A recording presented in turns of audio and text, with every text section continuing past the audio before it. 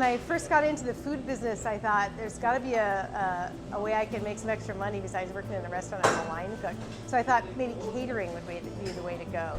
So my husband built me a certified kitchen adjacent to our home, and I took on little catering jobs, and one thing led to another, and then I asked the farmer's market if I could sell baked goods there, and they said sure, and by the end of that season they'd asked me to be on the board and told me I had to move my little booth up to the end of the farmer's market row so my line didn't interfere with other people's enterprises, and that was in 1994, I think.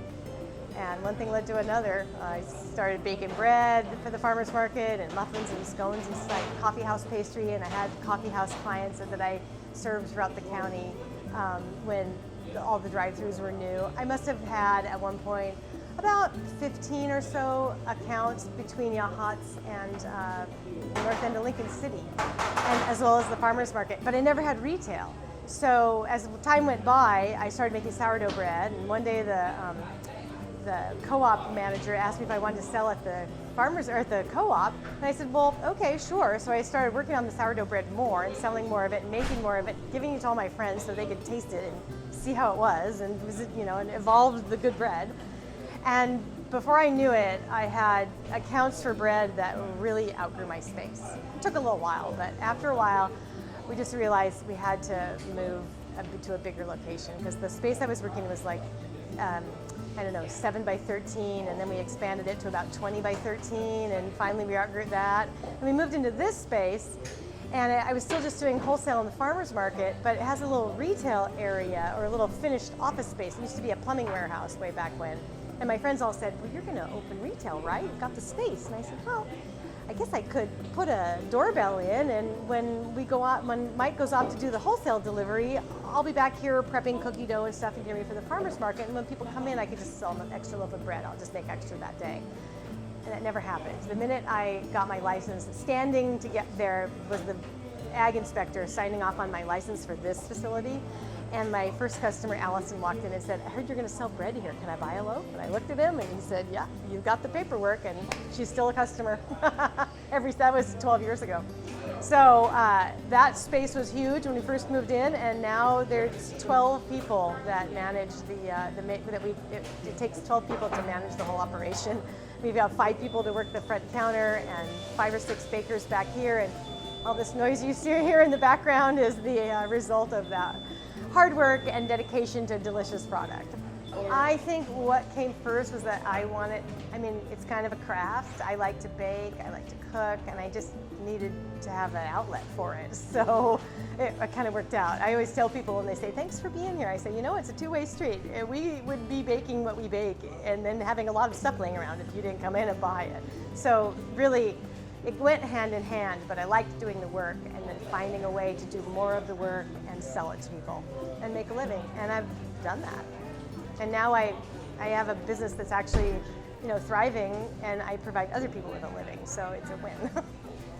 I would say constantly, but not with a single driving purpose. But it's funny that you should ask that, because this weekend, Mike and I, my husband and I, are going to take a little road trip up to Astoria and just check out some bakeries along the way. I'm having my website rebuilt, and I was looking around at some other bakery websites just to kind of get some idea of what's out there. And I thought, there's a lot of bakeries out there I haven't been to. I'm pretty busy here, so going out to other bakeries really isn't something I get to do very often. And so we've decided to take a little road trip over the weekend and stop in. So if you're a bakery out there, I'm either going to come see you by the time you see this, by the time you see this, I will have come to see you. And just, collaborating with other bakers. I'm sending my bake team to a conference in Vermont in April, so they can kind of hang with like-minded people and learn from each other. We have people come in and stage. We have I look on Instagram like everybody does. I read magazines. I have cookbooks by my bed like most people read a novel. So I'm always looking for stuff. And seasonality also drives a lot of our innovation. So whatever's fresh right now, we try to work with. It's apple season, it's all about apples. When it's strawberries, the more ripe strawberries from Oregon we can get, the better. So that's creatively an inspiration for us. I have the best customers in the world. This community really supports me. Now, when I first opened, I was still doing the farmer's market, and everybody would come see me at the farmer's market. And then I realized at one point I couldn't keep doing this and at the farmer's market. It just was, I couldn't bake enough. We didn't have enough capacity. So I had to give up the farmer's market after 25 years. And a lot of my customers said, Waldport, oh, it's so far. And I always used to say to them, well, I came from there this morning. It really isn't that far. And a lot of them were like, oh, yeah, we'll try. But you know what? 90% of those customers come down here and they bring friends. I have people drive from Lincoln City. I have a regular group of people who come from Florence, the best customers. And also with social media, people find out about us through word of mouth, and they can find us on their phone easily. You know, it used to be that you had to have a business on the highway, location, location, location. Now with wayfinding and the internet and Google, you can find us anywhere. And here we are in the back of Beyond in Waldport, a little tiny town, you know, of 2,000 people, and we're not on the main street at all, and we're not open 7 days a week, and I have a line out the door. You know, really, I can't complain at all. I do my very best to make as many posts as I can when I think about it, and I realize that I'm a little bit behind the curve in that, and probably because, you know, I'm older than the internet, so, or Facebook at any rate, or, you know, all the social medias that people use. But I did just listen in on a really good Oregon Coast Visitors Association Zoom conference on how to maximize that, and I have set a goal for 24 to maximize my presence out there, because it really is how people are getting their information now. And we're having our website rebuilt to update it, because I think my website was built by Lisa Gray, thank you, go Sharks, in 2005, but I've never updated it, so it's time for that. So 24 is my goal year for upping my social media marketing. But other than that, I don't really pay for advertising. I belong to the Waldport Chamber and the Newport Chamber, and every once in a while I'll put an ad in one of their publications, but I'm not out there in the, you know, in the print world very much, and I never have been. Just, I like to say word of mouth, and it's because you eat something good and tell somebody, right? Literally word of mouth.